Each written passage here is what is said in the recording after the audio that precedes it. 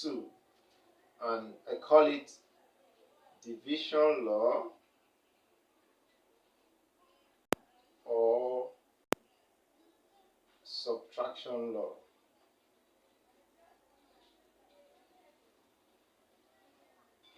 Now let's look at the interpretation of this law.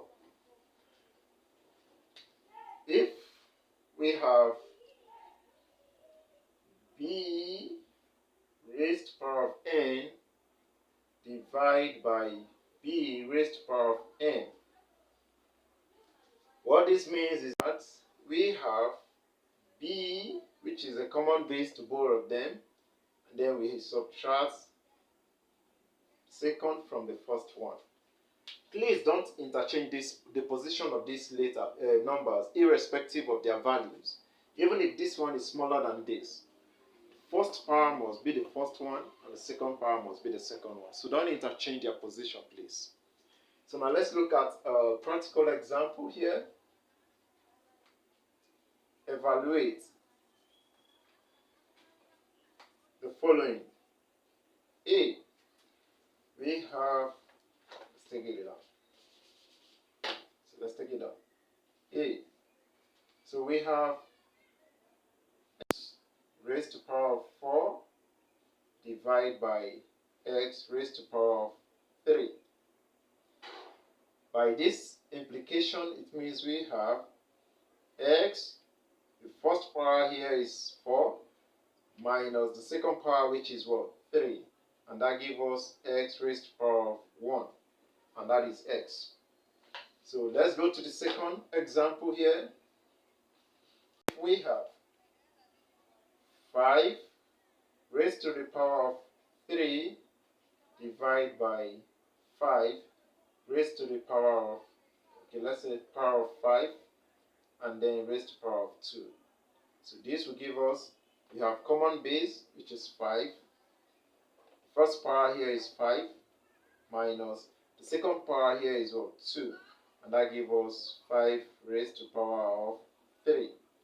So this is how you handle division or subtraction law of indices. And this applies to every operation of indices. So now let's look at the third law of indices briefly.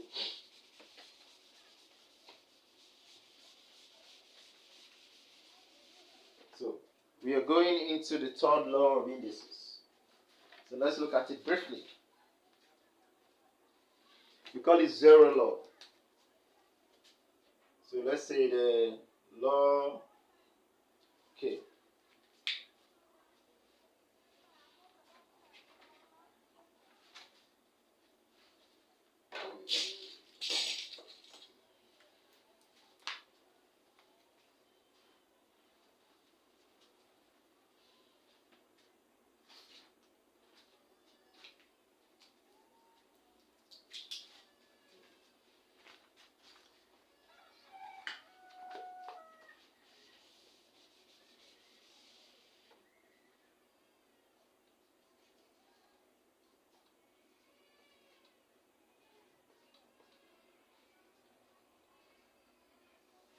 So let's look at law number 3, and it's called zero law.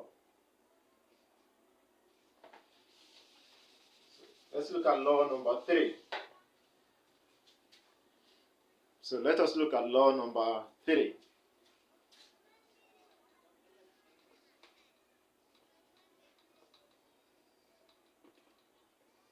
It is called zero law.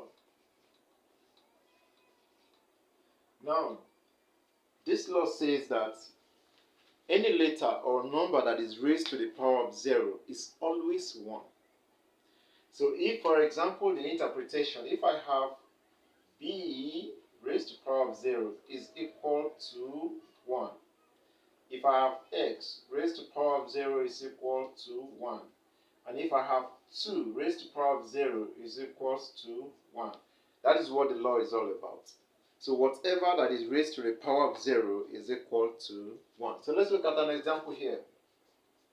So example 1, simplify Simplify. A. Let's look at x raised to the power of 3 divided by x raised to the power of 3. According to our second law, this is division. So if we have division and then we have common base, what are we supposed to do to the powers? We subtract them. So we take the common base.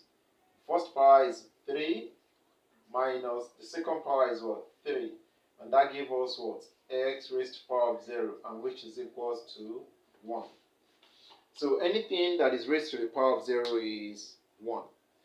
So now that's end of the third law.